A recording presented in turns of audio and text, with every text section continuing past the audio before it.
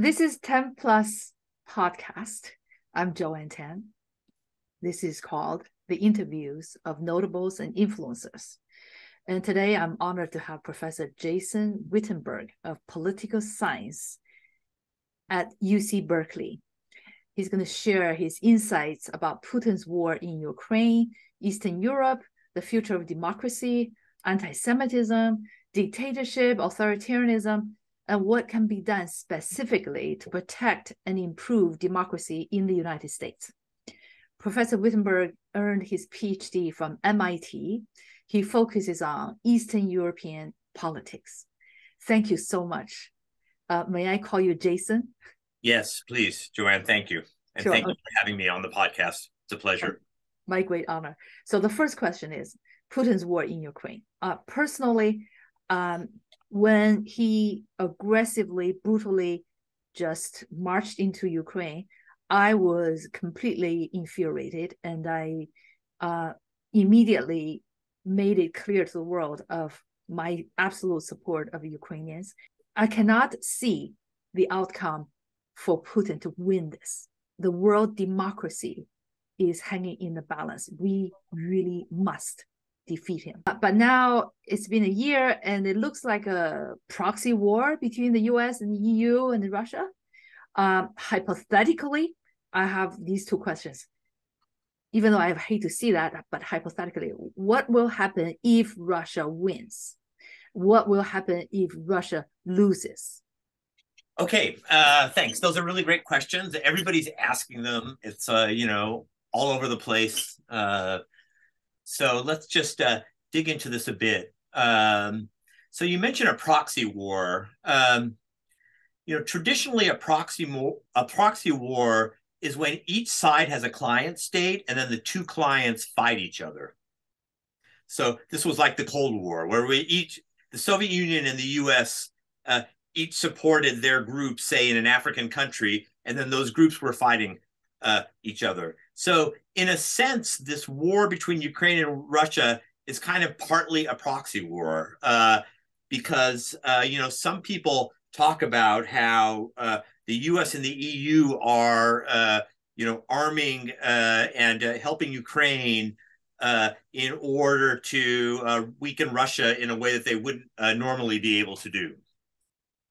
At the same time, the proxy nature of it is part of the reason, notwithstanding the support, that there's been some resistance to providing Ukraine with even more lethal arms, and definitely the reason that NATO countries, so I would say it's more NATO than the EU, by the way, NATO is not putting troops on the ground, so as not to have a direct confrontation between Russia and NATO. So, if you will, it's a little bit of throat clearing on the meaning of a proxy war. Now, back to your questions. What if Putin wins? I hate to be academic about it, but we need to define what constitutes a win for Putin, because it's not, there are different options. One of the options is the Russian incorporation of Eastern Ukrainian territories into Russia. So these territories with a large Russian-speaking minority where there was already a low-level kind of insurgency against the Kiev government going back many years. So one is incorporating those into Russia, or at least separating from Ukraine and then having them as be like a puppet state of Russia. So that's one way to win this war. For Russia. For Russia, sorry, yes, for Russia. Installing a puppet regime in Kiev that does Russia's bidding, so a pliant government in Kiev is maybe a bigger way to win this war for Russia. And then the biggest victory of all would be reincorporating Ukraine writ large into the Russian Federation. So now these outcomes have different probabilities of occurring. So let's talk about, for example, the most likely one if Russia wins, the most likely one would be somehow separating these Russian majority territories from Ukraine and perhaps incorporating them into Russia. So the more limited victory seems more likely right now, given the fact that Russia has been badly bloodied by this war. There seems to be significant opposition within Russia to the war. And so it's unlikely they can manage one of these more striking victories that I mentioned earlier. Mm-hmm. So what if they win? I think if Russia wins, for sure, Russia will be emboldened to further intervene in other former Soviet republics as a way of restoring the losses it endured with the collapse of the Soviet Union. So Belarus, for sure, there are Central Asian republics, Caucasian republics. The only limitation I would put on that is the Baltic states, which are actually in NATO, and therefore a much riskier proposition. So Russia will be emboldened to act more aggressively in its neighborhood. That's the primary consequence of a Russian win. Now, if Russia fails, which I take to mean, again, a return to the pre-war status quo, would be a failure. So not getting any of the gains that they earned during the war would count as a failure. I think here the implications are harder to predict. But I am confident that two things that get talked about a lot as possibilities are not going to happen. The first one is there won't be a mass uprising against the regime. There is no movement that could coordinate this. So the opposition is totally fragmented. There's no mass movement that might effect this. And secondly, even if there were such a mass movement, it is not clear that the Russian people would want it to happen. So it's very unclear whether, on the whole, this is what is desired, because that could in itself bring a kind of chaos. You don't know what the next leadership is going to look like. At least Putin is a known quantity. So that's one thing. The second thing that is floating around is that Russia itself might fall apart. So what people don't appreciate, that don't focus on the region, is that the Soviet Union was a multinational state that fell apart into its constituent republics 30 plus years ago. What people don't realize is that Russia itself is a multi-ethnic country. There are a lot of ethnicities, a lot of languages, a lot of heterogeneity within Russia itself. And so people are saying, well, Russia itself will fall apart into a kind of Slavic core and then a non-Slavic periphery. And I think this is also extremely unlikely. Russians are very sensitive about their territorial integrity, not the least of which is because of the collapse of the Soviet Union. And if there were any threat of that, the Russians would not hesitate to use, as they did in Chechnya earlier, very brutal force to put it down, which would make Ukraine seem like a walk in the park. Wow. Wow. So it doesn't look like Putin is going to give up after a whole year. It's in his DNA to do whatever he can to make the war, however long it takes, for him to win, at whatever casualty. Do you agree? Yes, I agree that that's his intention. That casualties, if he stops the war, it won't be because of casualties. Yes. Let me put it that way. Yes. In the beginning, those soldiers were preparing for a parade.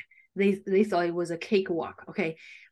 So he underestimated the West. Now, Biden, I appreciate his prudence. He is not authorizing using American fighter jets because he does not want to escalate it into a World War III. That's correct. I don't have a crystal ball, but neither do I, by the way.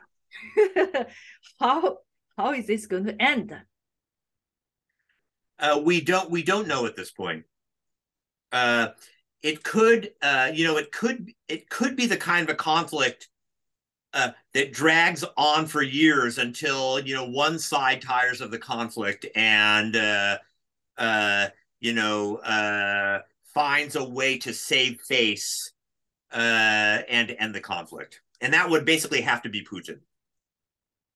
It might be at some point actually Ukraine. So, right now, Ukraine's intention seems to be to not just get the Russians to retreat, but, for example, to recover Crimea, which was taken over by Russia in 2014, which some people mark the beginning of the conflict in 2014 when Russia took over Crimea. So, Ukraine could do some things that would increase the probability of a negotiated solution by not insisting on, getting Crimea returned to Ukraine. Yes, that's what Henry Kissinger suggested as well. Okay. Yeah. So it's not if you're, the thing is, at this point in the conflict, neither side is prepared to kind of make concessions. Yes. Now that leads to my next question. Yes. China, as of today, is trying to be a broker, to broker peace between Russia and Ukraine. Yeah. But the West is deeply suspicious, since, in my opinion, China is, at least, is the secret lover, quote unquote, of Russia. Okay, and China was blaming the U.S. hegemony for the Ukraine war that started by Putin. I mean, it's just ridiculous. Ray Dalio, in his book called Principles for Dealing with the Changing World Order, he seems to predict the downfall of the U.S. and the rise of China.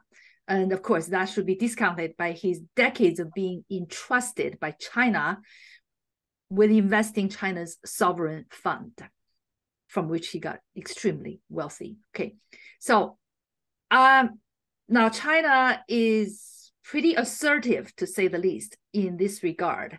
And of course, Russia and China, given their close relationship, maybe Russia will allow China that prominence of brokering peace. And what role do you see China will be playing in this war, in this Putin's war, and in the future world order? Okay.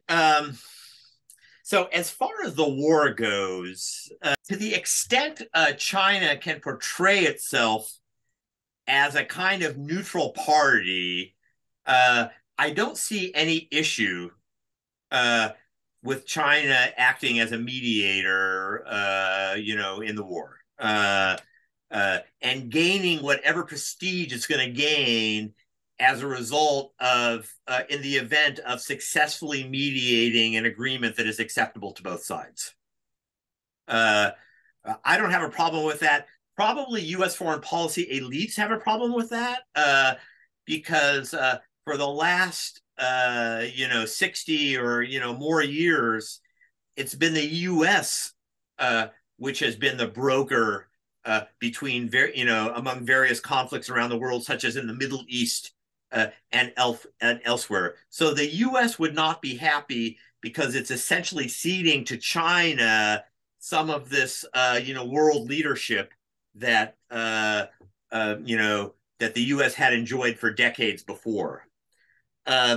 Which leads me to your second question, which is the rise of China. So I haven't read Dalio's book, and so I don't know quite what he means by the downfall of the U.S. So the U.S. is still, by as far as the numbers that I know, is still, by some trillions of dollars in absolute terms, the largest economy in the world. And that will not last for very long, given relative growth rates between U.S. and China, but it still is. Secondly, on a per capita basis, China is not a particularly wealthy, country given its size, and so in terms of wealth, well, the U.S. isn't the wealthiest either per capita, but it's way ahead of China, as many other countries are. Furthermore, notwithstanding China's, increased devotion of resources to building up their military, I think in military terms, the U.S. is unquestionably the strongest military in the world. The only military that can fight simultaneous wars 10,000 miles away from the U.S. mainland. Either in the Eastern Hemisphere or the Western Hemisphere. The U.S. can do that. No other country in the world possesses that capability. And it will take decades for another country to develop that capability. So I don't say that in the future, the U.S. isn't going to decline. I think there are a lot of reasons having to do with domestic U.S. Conditions that suggest that might be true. But I don't see it happening not only in the short term, but in the short to medium, in the short to medium term.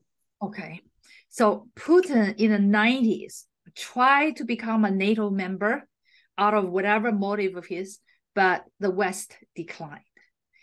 I think the US particularly, we didn't trust him. Okay, does the West have any responsibility in quote unquote cornering Putin into an aggressive and brutal dictator?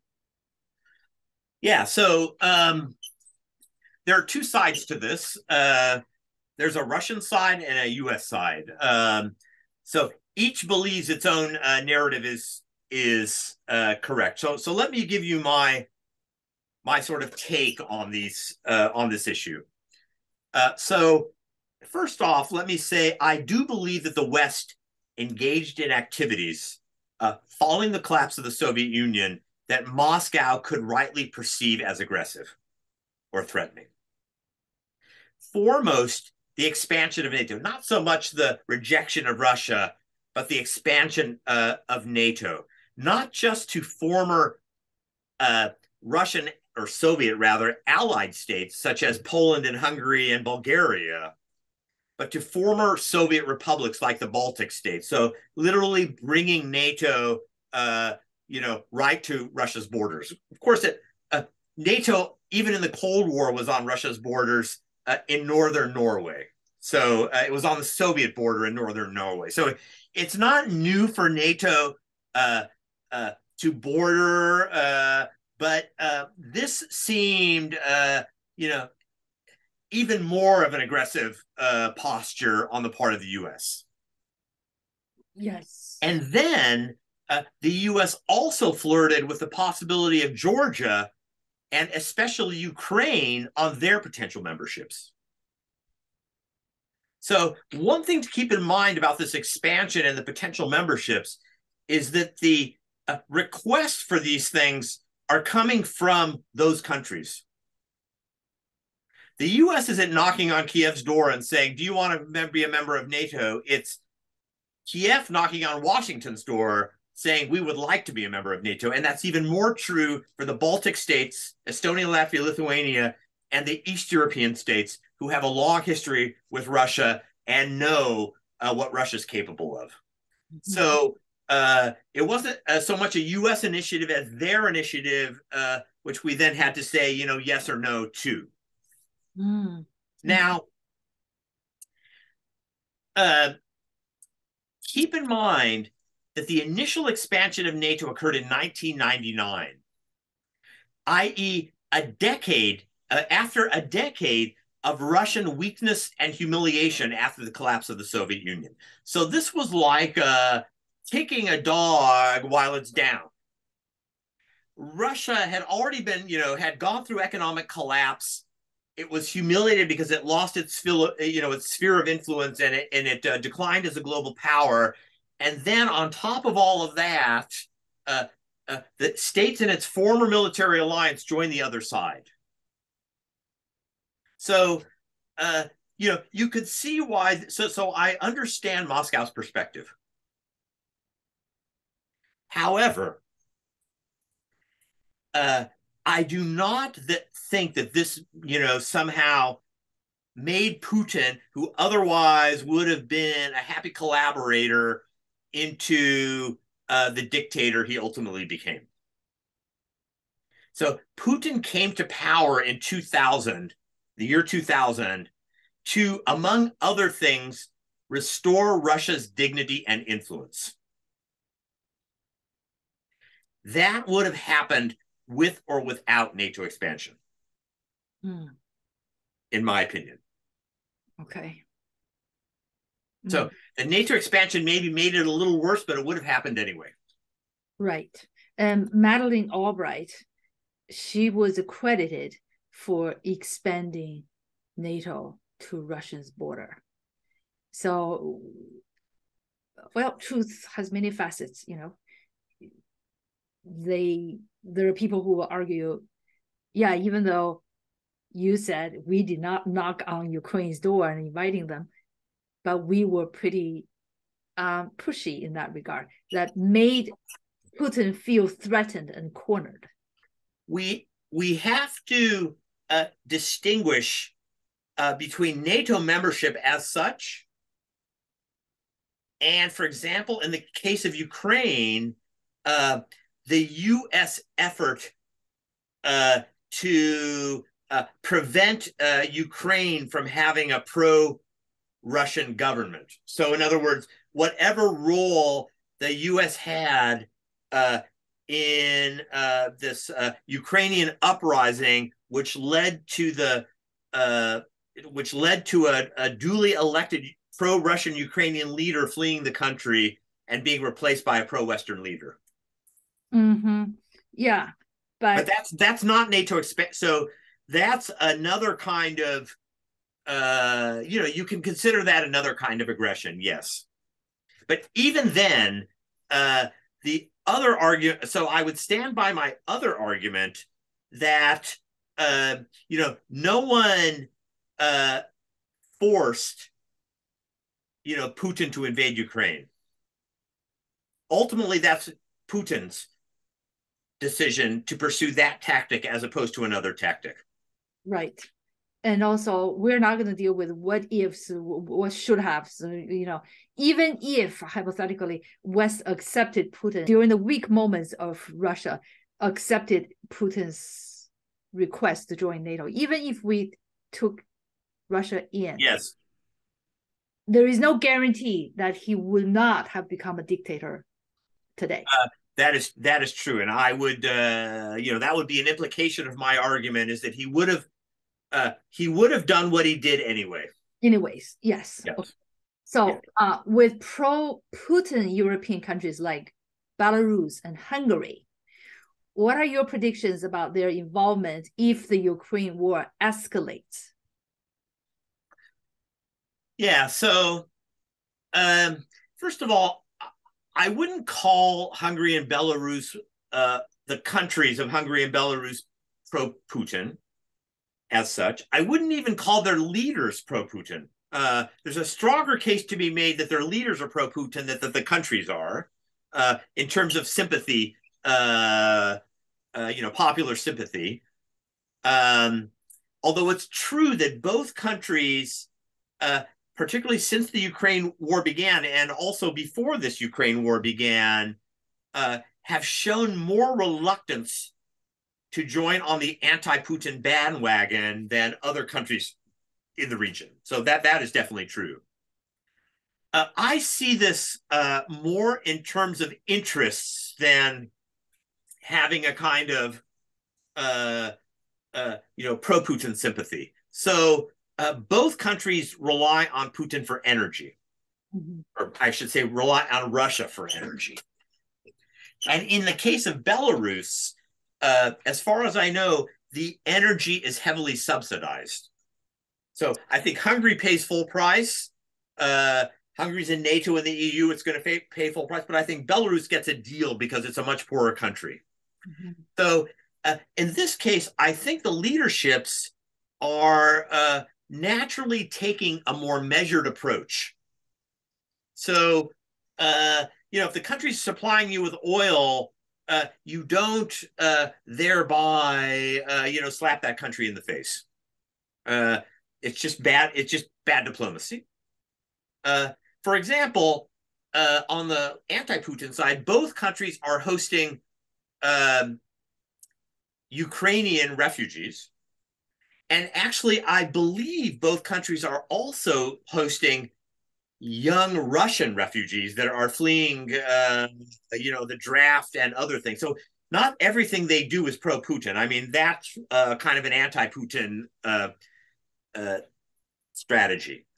Now, in terms of entering the conflict, there's a much greater probability with Belarus than Hungary. And the reason is the president of Belarus is an autocrat. So Belarus is a dictatorial country. So he's an autocrat and much more at the mercy of Putin than the prime minister of Hungary, who's trying to maintain an energy supply, but is otherwise completely integrated with the West. So it's just inconceivable that Hungary would enter, on the side of Russia. There's no way that it's going to happen. Okay. Would it be correct to characterize the war in Ukraine as a war, basically, symbolically and practically, between democracy and authoritarianism? Yeah. So Ukraine is more democratic than Russia. I think everybody would agree with that. But at the same time, the conflict is not one between democracy and authoritarianism, even though Ukraine is more democratic than Russia. Countries go to war, not ideologies or systems of government. So, but the thing about this democracy versus authoritarian is not that it's accurate or correct, but it's useful. Nothing rallies support for a conflict better than framing it as a more titanic and world-changing struggle than it actually is. This is not World War II, where Nazi Germany had global ambitions, and it really was a titanic struggle between the forces of darkness and the forces of light, or however you want to call it, and losing really meant some really bad things happened. Ultimately, this is a regional conflict that will get resolved, and democracy will go on, and authoritarianism will go on. And so, I don't blame the Ukrainians and their allies for trying to portray the conflict in this way, because it is good for attracting other support. Yes, but it's really, I don't buy it. No, you don't buy it. But I don't buy it at all. You talk to Germany, you talk to EU, the NATO countries. They view it. They feel threatened. They feel that if we allow Ukraine to fall, they're next, and they do. Well, that's apropos of the consequences of Russia winning. So, in answer to the previous question, the former Soviet republics, just to repeat myself, if Russia wins this conflict, they do need to worry. Not just about greater Russian influence, but about actually potentially a military invasion, which they already did in Georgia in 2008. So there's already a precedent for invading a former Soviet state. I don't think the East European countries, the NATO members in Eastern Europe, need to worry about this as much. Okay. Do you foresee an alliance among countries such as Iran, North Korea, Russia, Syria, and China, and more countries? Which other countries might join them? Yeah.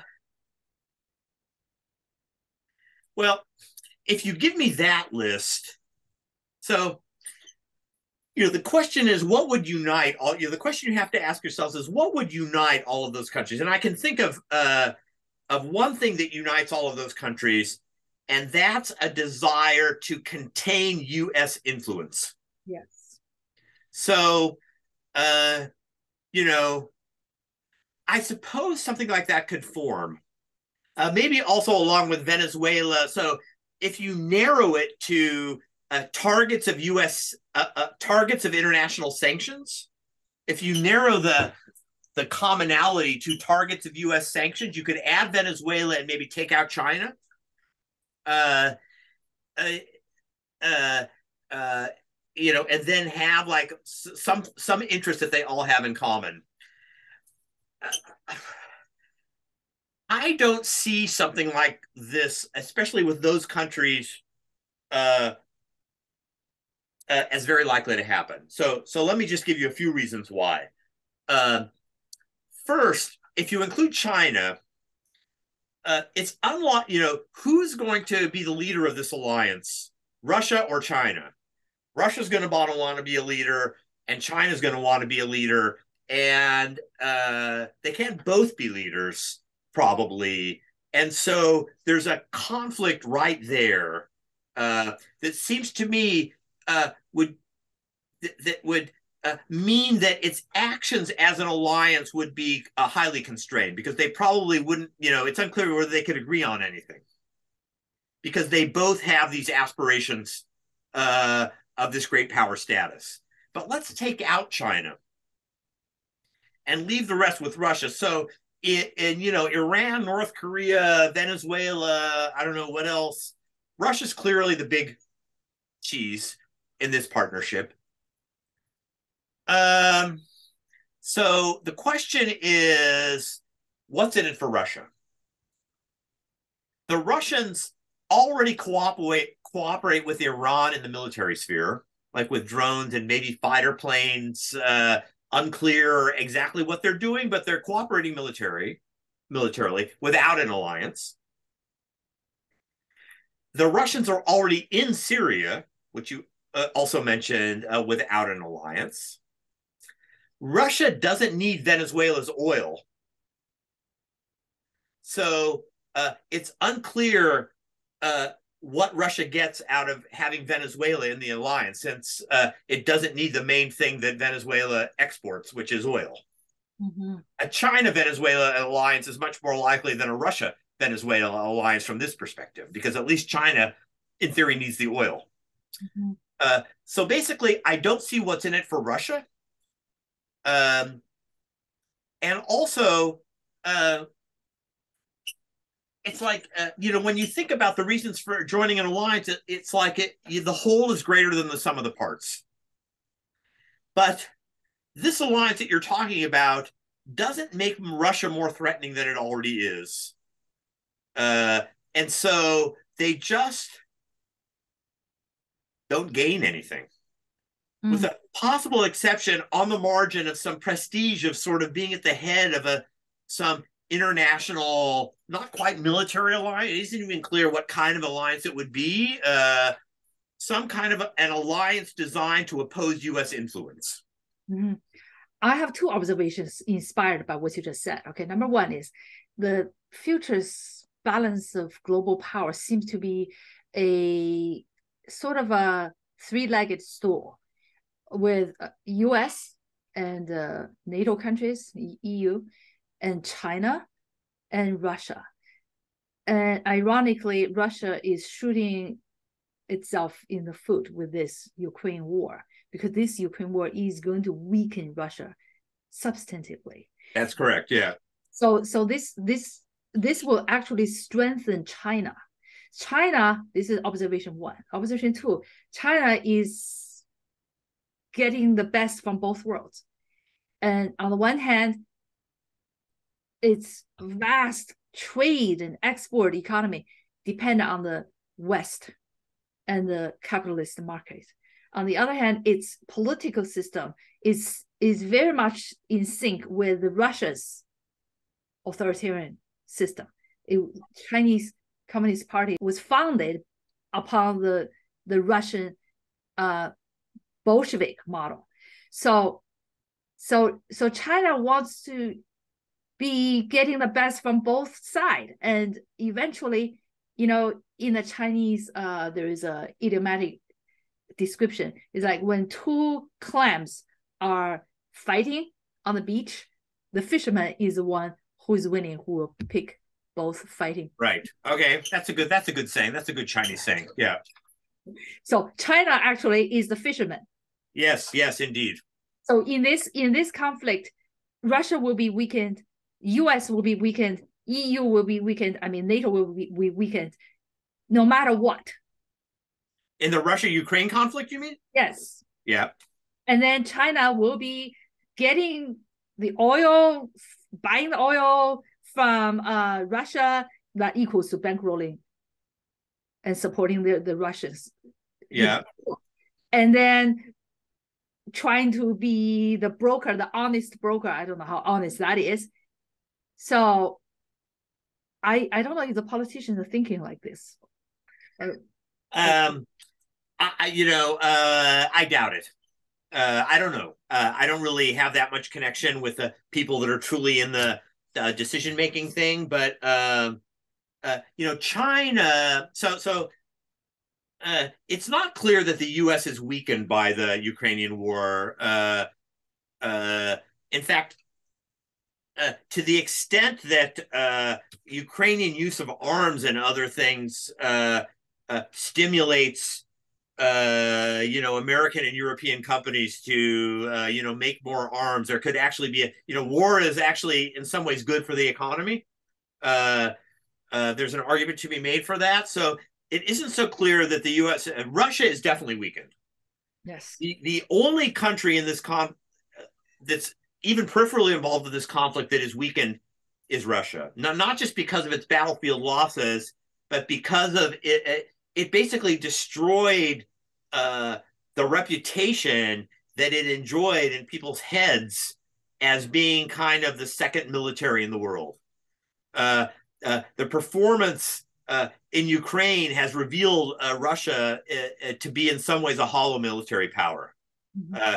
It's taken them a year, even, the U.S. is supplying arms, but it's still taken them a year to make very little headway in a country that's, 1/3 the size and, et cetera, et cetera, et cetera. It dwarfs Ukraine in multiple ways.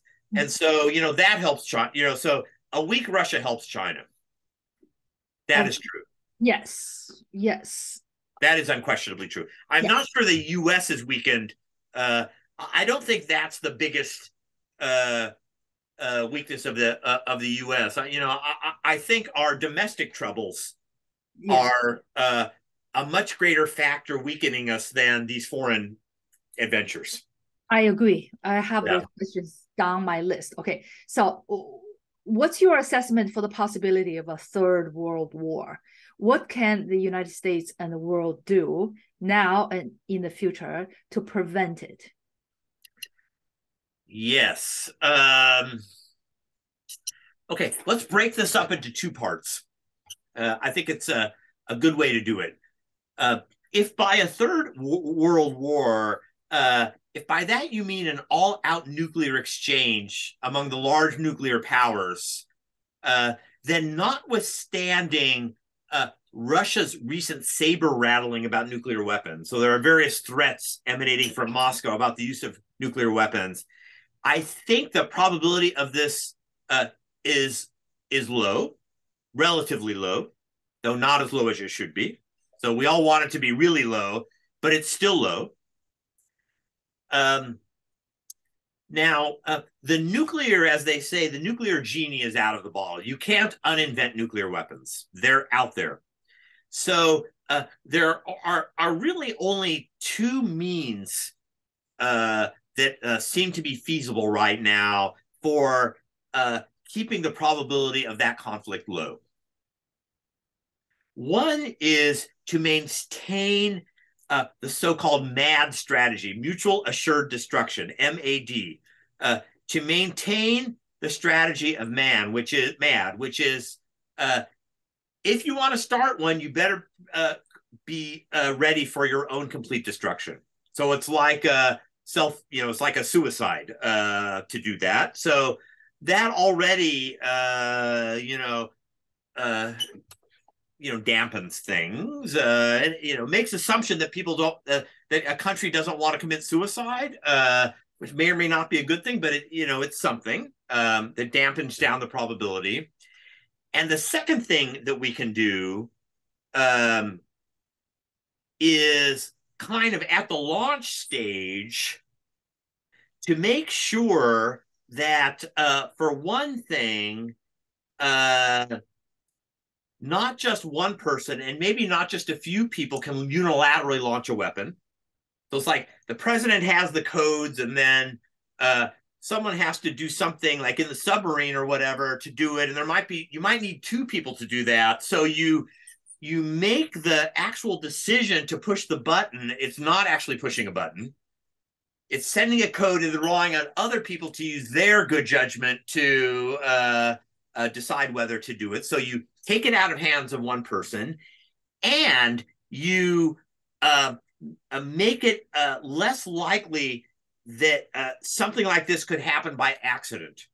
In other words, the means by which you detect nuclear launches and weapons have to be good enough to make sure that something can't be mistaken for a nuclear weapon. And there have been a couple of close calls, which hopefully they fixed. So that's at the level of the traditional great power nuclear war. Okay. Now, I have less good news about the other, the other kind of Third World War, which is that a rogue state or a group would gain access to a nuclear weapon and then launch an attack that might trigger a larger conflagration. And this thing, I think, as time goes on, this possibility gets higher over time. And frankly, very worrying even now. The only solace I take on this issue is that, first of all, it is not easy to develop nuclear weapons. It takes a long time. A lot of things have to come together. It's been done by states. It's hard to do by a group. So they're hard to develop. And even if you have them, it's not like carrying a gun around where you can just carry it around and then use it when you want to. I mean, these things are delicate. They have to be handled with care. It's not easy to deliver them, even if you have them. But I worry about the second option more than the first option. Yes, me too. Now, next question. The number of mass shootings in the US are more than the number of days since 2023 started. Okay, I didn't know that, but what interesting, if depressing fact. According to CNN, okay. Yeah. What can be done about it? And we did talk about earlier that what is more dangerous to cause the fall of our democracy is from within rather than from foreign forces. Right. So now. Okay, mass shootings. So the way that I view this is you have, and I'm not the only one that sees things this way, is that you have three ways to intervene. There's means, there's opportunity, and then motive. And I want to take them each in turn. So the means, i.e. the gun, access to the gun. We seem, at least in the US, at least at the level of national policy, this seems to be the primary way we're dealing with the problem. So, the ban on assault weapons, which lessens the, ability of, the shooter to fire off 100, bullets, at a time. Keeping guns away from crazy people. So, in other words, background checks. Other means to restrict access to the means for committing the shooting. Now, this helps, obviously, a lot. If crazy people don't get guns, then you're probably going to make it less likely to have mass shootings. But I think it is also insufficient, at least in the medium term.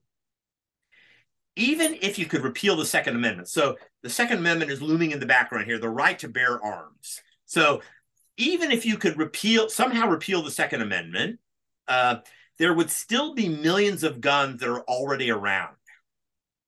So maybe in the long term, that would work because eventually the guns would get old. You wouldn't have new guns replacing them, but you would still have these millions of guns. So I think these restrictions, while helping, are not really going to ultimately solve the problem, even though that's what we seem to apparently focus on. So then there's opportunity. So in addition to controlling the availability of the weapon, we've actually, although it's more, less obvious at the national policy level, changing our built environment in ways that minimize opportunity. So metal detectors, locked fences, guards, the TSA when it comes to airplanes, but also, people have the guns and you're just not letting them into the areas where the masses occur. So you're not giving them the opportunity to do it. So right now it's airports, government facilities, and schools. In the future, if current trends continue, it's going to move to grocery stores, shopping malls.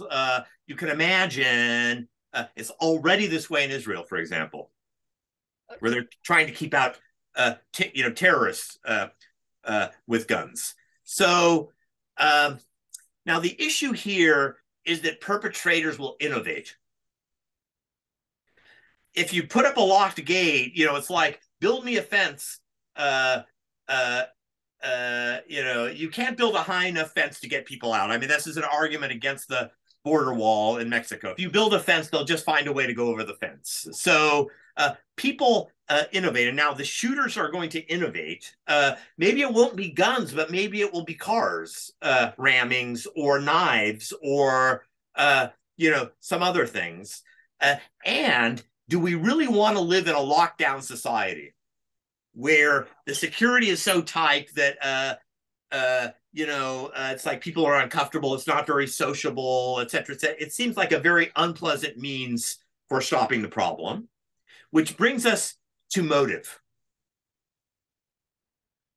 Here the questions are, so there's different kinds of shootings, actually.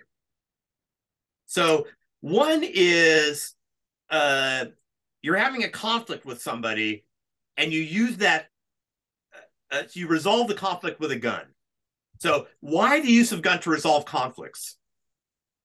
Or often the case of mass shootings, why the use of guns in response to mental distress, or be some kind of maybe a racist or a homophobic or whatever motive, you have to do that. It's like there's like a gun culture that we have, where we resort to guns, where it seems to be, if you look around the world, it's like people have conflicts all around the world, but not everybody resorts to guns to resolve them. So I think the key in the long run, although not in the short run, is to try and change this culture. Oh, that's going to be hard. It is going to be hard. It's not that the other ones, aren't useful, but I think they're Band-Aid, they're bandages over the problem rather than actually going to the root of the problem, which is this motive. Oh, gosh, genie is out of the bottle for too long. January 6th insurrection made it clear that our democracy can be destroyed from within. Yeah.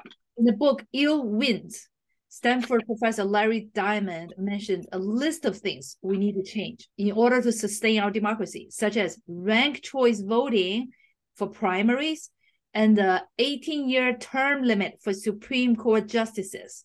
Yeah. What are your thoughts on the specific steps we can take now to improve and sustain our democracy? Yes. So I agree with Larry Diamond that those would be good things to do. Ranked choice voting is already being used in various local elections, and I think the advantage of it is that it prevents a kind of split ticket voting where the person that most people don't want, more people don't want, wins the election because there were two other candidates which split the vote among them.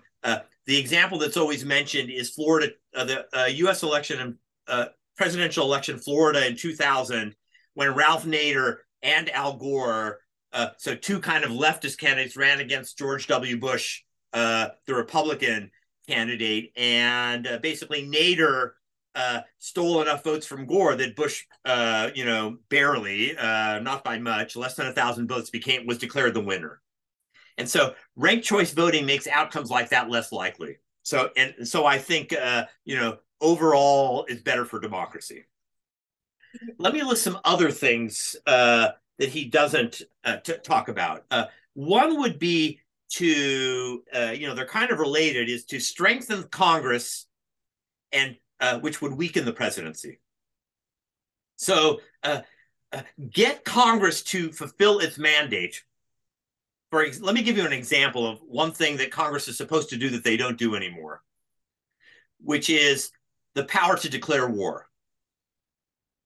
That's the right of Congress. Congress gets us into wars, not the president. But the last time Congress declared war, my memory fails me, but it was like in the middle of the Second World War, and I think it was against Hungary in like 1942 or 1943. I don't recall. Every other war since then has been, not quite a war because Congress didn't declare it, but we were involved anyway. Korea, Vietnam, the Iraq, everything else. So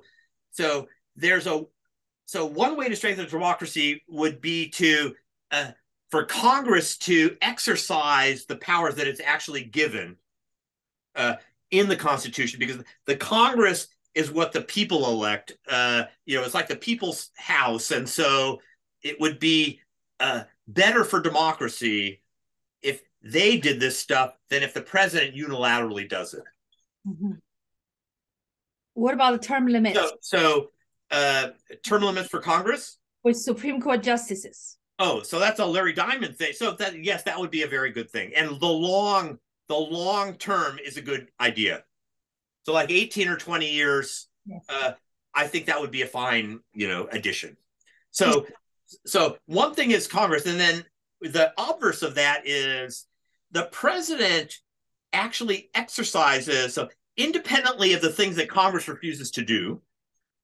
For example, the president does executive orders, and because Congress, because Congress is, deadlocked, the president issues executive orders to do various things that by right should be passed as a law through Congress, such as, withdrawing from the JCPOA, the agreement with Iran to limit its nuclear weapons, or, various executive orders about immigration and other things, which should be law. For example, the Dreamer, all the stuff with the Dreamers, that is a result of a presidential order, I believe. So it's another. So it essentially makes the individual, less powerful in the system, which in the situation of Trump would have been a good thing for democracy if he had been hemmed in a little more. To remove the ability to do that kind of stuff unilaterally, you have to go to Congress. That's one thing. The second thing that I recommend would be to lower the temperature at the national levels. For example, fights over the Supreme Court by strengthening federalism. By strengthening federalism, you put more on the states. This actually relates to gun control. So you put more on the states that they have to do. So the more you put, the more responsibility you give to states, the lower the stakes for controlling national office. So, for example, take the Second Amendment, take gun control, which we talked about already. Right now, it's all at the federal level, huge fights for Supreme Court justices and so on and so forth in order to, make this go one way or the other in regard to the Second Amendment. If you return all of that to the states, it's not a perfect solution to the problem, but blue states will be able to enact draconian gun control laws. Well, it doesn't. And red states, no. So, the idea would be that, you allow blue states to do what they want and red states to do what they want. And then the scope of the federal government, if you will, then retreats. Now, there are some downsides to this. Or abortion, for example. Let's talk about the gun control. Okay. Okay, gun control. California has the most stringent gun control laws. Yeah. But like what happened during the lunar year, 2 mass shootings. One is by people in their 70s and late 60s. So this, one old man just killed people in a dance studio. The next day, another pretty old man, not as old, killed co-workers in Half Moon Bay. So these people, they can just get guns, those semi-automatic guns from Nevada, from other neighboring states without a federal gun control law. So Nevada,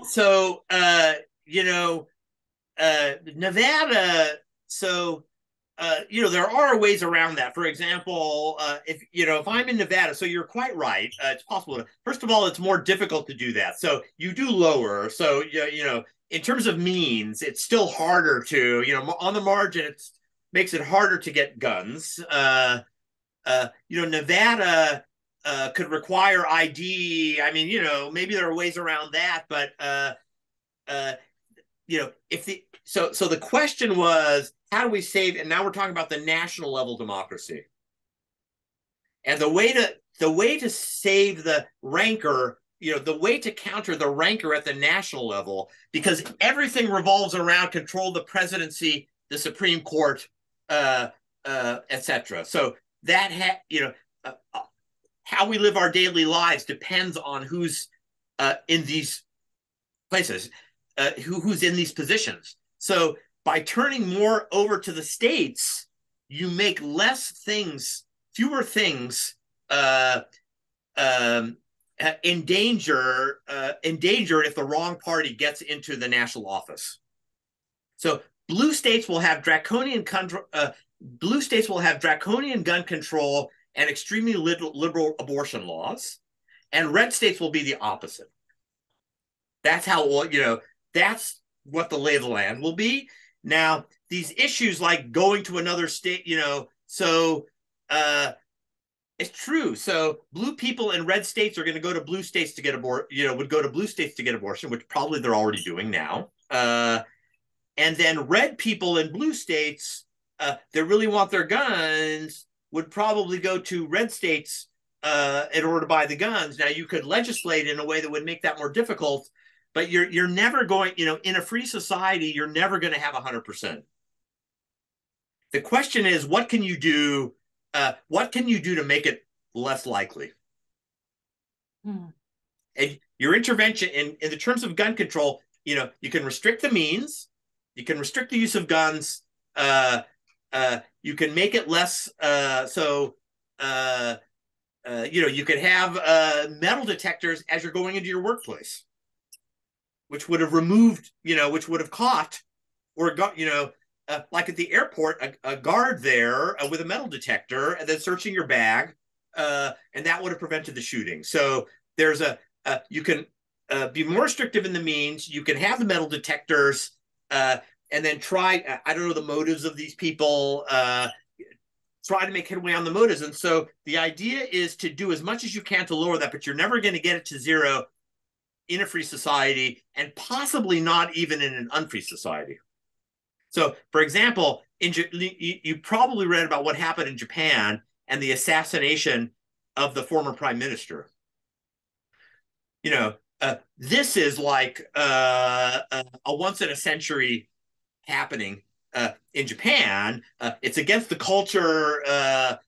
Guns are stringently, controlled. The man made his own gun. Yeah. And then because it's so unheard of course, there wasn't the level of security you would have in the U.S. Because who would think that someone would murder a prime minister of Japan? But it happened. So you're not going to get to zero. I hate to be the bearer of bad news, but that's it. Yes, but the escalation of mass shooting is intolerable. There are people who are leaving our country because they don't want to expose their kids to school shooting. Well,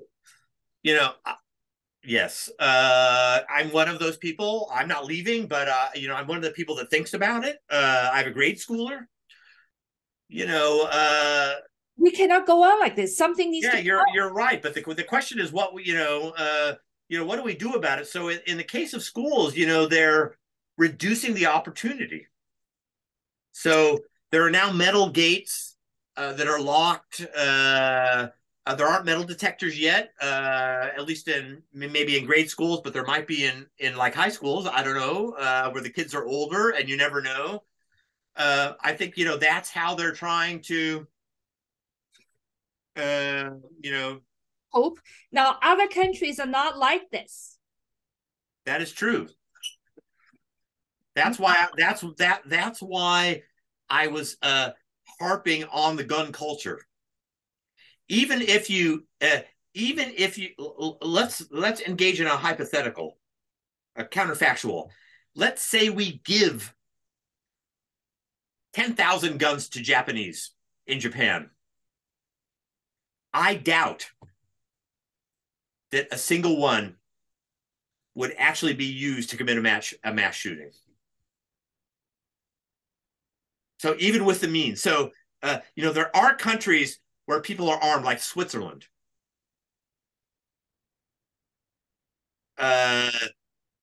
Where you don't have mass shootings. So I hate the term because it's used in a facile way, but there's a grain of truth to this idea that guns don't people, but people kill people. Okay, I'm not using that to excuse the presence of guns, but if we look around the world, there are countries that are much more armed that don't have our level of mass shootings.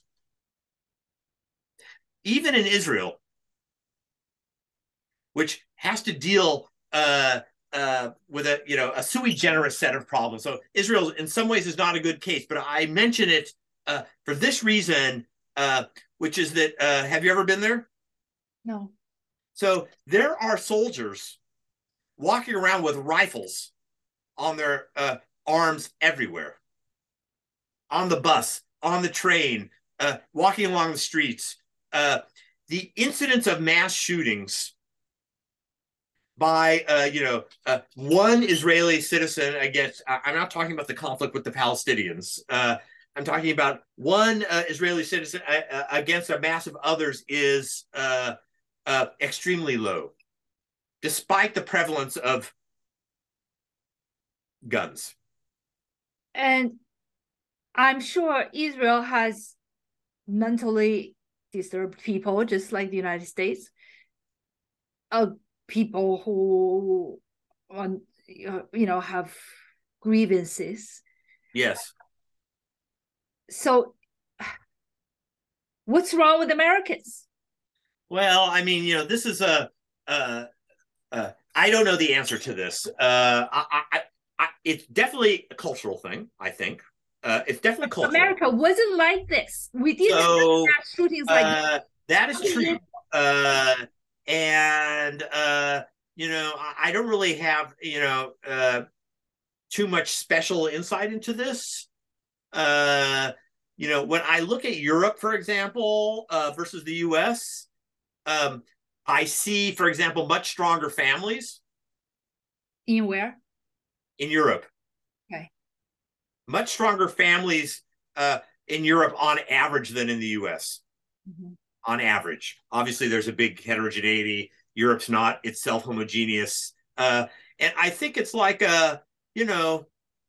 it's like home, it's like if we think about homeless, it's not like in Europe you don't have people that would be homeless.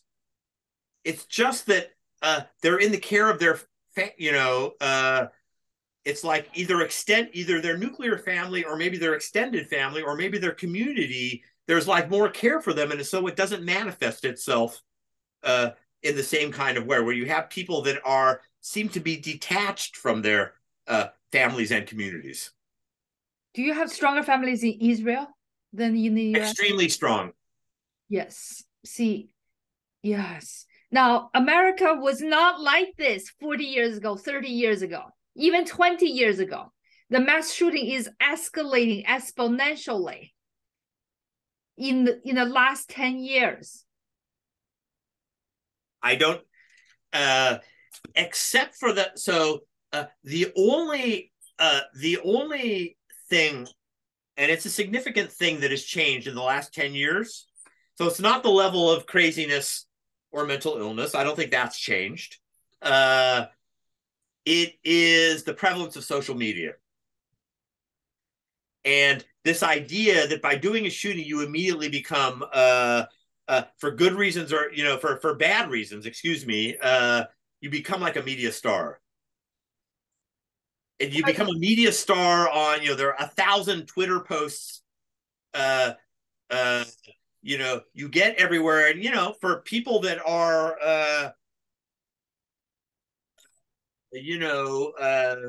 mentally disturbed, this might be a way of kind of making a splat, having an impact, a broader impact that they would never have been able to have before. It used to, 40 years ago, when you did a mass shooting, it got reported in the local newspaper, maybe a national newspaper, depending on how egregious it was.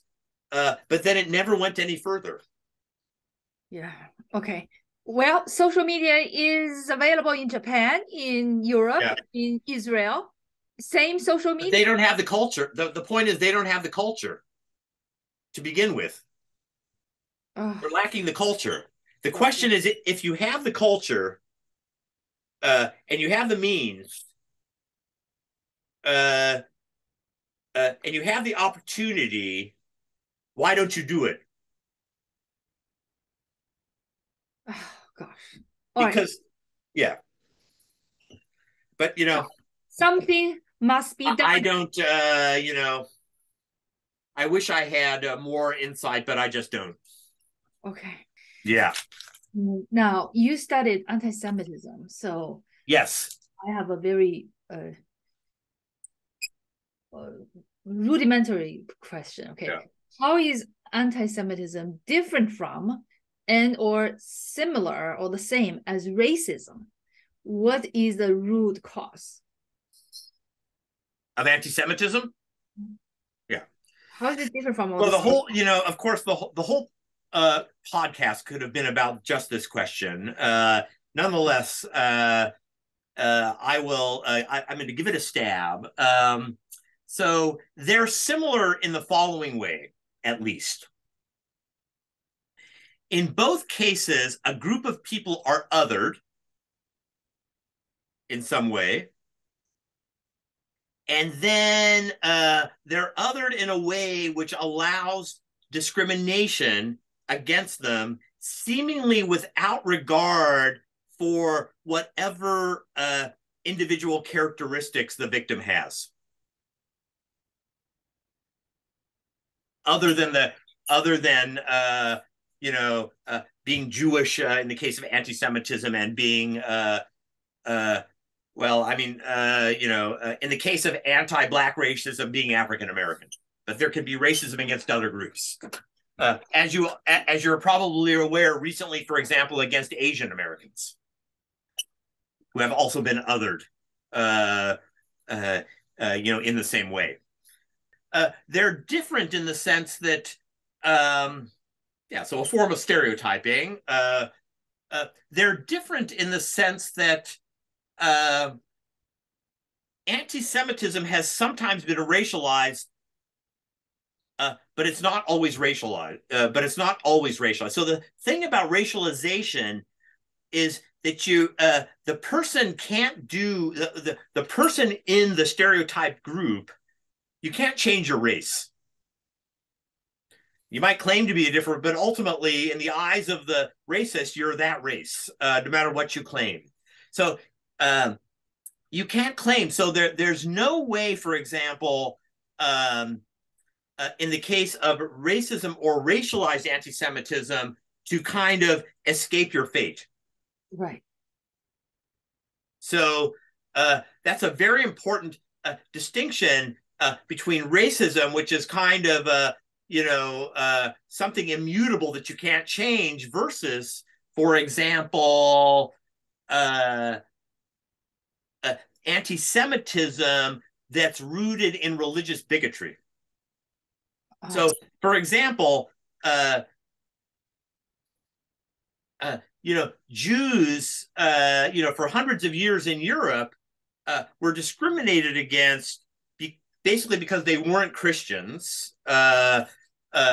Sometimes they were blamed for crucifying Christ by the Christians, and they sort of didn't go along with. Since most of the countries were overwhelmingly Christian, sort of didn't belong to the mainstream group, and so this you could actually get out of this, for example, by converting to Christianity. So if you convert to Christianity, you essentially escape this stereotype, and then you can live your life as a Christian. And so this is not an option available to the victims of contemporary racist attacks, where if they see you're Asian or they see you're African American, you just get attacked. Yes, got it. So the root cause is no one really knows the root cause. In the case of anti-Semitism, I would say it became a kind of a global thing as opposed to a local thing when after Christianity became prominent in the Roman Empire. Then it kind of got into it wormed its way into the DNA of the state. Now, it's a complicated story because Jews weren't persecuted at all times and in all places. It was very, if you look at it, it's very varying. But, it basically starts out with a universal church, Roman Catholicism. And there's this religious strain that goes through things. And they were, sometimes massacred as a consequence, but sometimes just discriminated against or forced to segregate themselves from the rest of society. And because they were segregated, both geographically and in terms of like their occupations, for example. So, for example, Jews were the ones that were allowed to lend money because interest was prohibited. The church prohibited, interest, charging interest for loans. So they gave this to Jews, and what this evolved into. So the Jews start specializing in banking because it's something that they are allowed to do. And then anti-Semitism evolves into this kind of an anti-capitalist thing or an anti-money thing, where the Jews are seen to be, interested more than other people in money. Mm. So it evolves from a religious thing into a kind of, another stereotype. It's one of the Jew as a swindler or the Jew as a greedy banker. And you can see caricatures of this, historically, mostly in Europe. So this is basically a European phenomenon. Mm-hmm. And even later, ironically enough, you get another evolution, because when communism gets going in the 19th, socialism gets going in the 19th century, and especially in the 20th century, a lot of Jewish people or at least nominally Jewish people, were sort of, involved with the Communist Party. Like, especially in Russia and Eastern Europe, there were not so much at the mass level, but at the elite level. So, like the leaders of the parties, Leon Trotsky, for example. So you could point to many of the old Bolsheviks who were at least born Jewish, whether they didn't practice, but they're born that way from Jewish parents. And so then the stereotype becomes the Jews as communists. So the interesting thing about it is you have the Jew as hyper capital, the Jew as banker, and the Jew as communist, and each stereotype sort of gets invoked when it's needed, in order to do whatever the anti-Semite needs to do. I see. Yes, victimized. So that's why they call anti-Semitism shape-shifting. Oh, because depending on what period you look at it and where you look at it, the stereotype can actually be different. yes. But no matter what periods of history, humanity, the bad part of humanity, of course, always want to scapegoat some group based on their quote unquote otherism, whether it was communism or that they're labeled with, or it's greedy bankers or they're labeled with, or whatsoever. Okay, it's just it's a prejudice, it's a victimization. So yes, that is true. Yes. Yeah.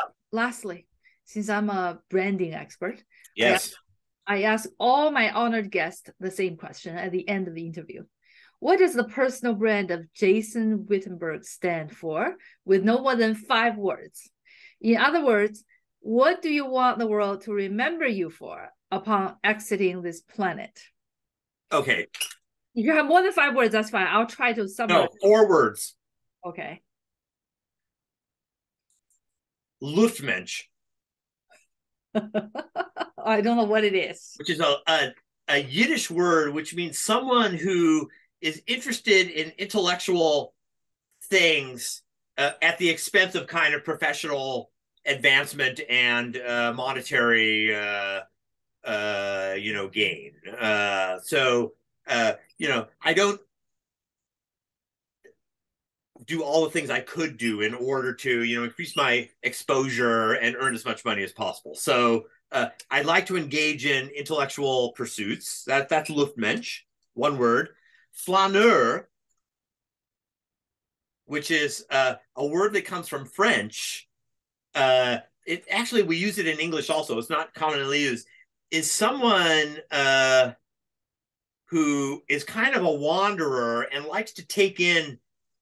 It's usually used in an urban context. It's like you wander around the town and you just kind of take in the city and respond to the various slices of life that a city offers. So I love doing that. Polyglot. I don't speak many languages fluently, but I know a number of languages at varying levels of knowledge.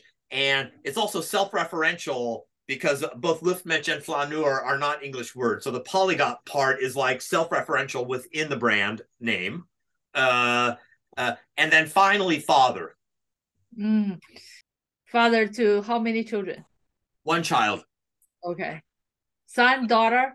A daughter. Thank you so much.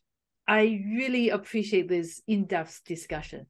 I've learned a lot, and the world is a fragile place.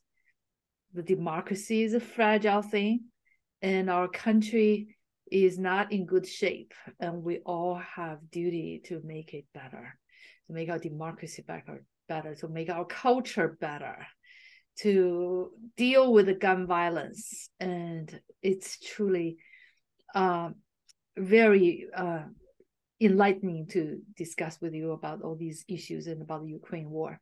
So thank you so much.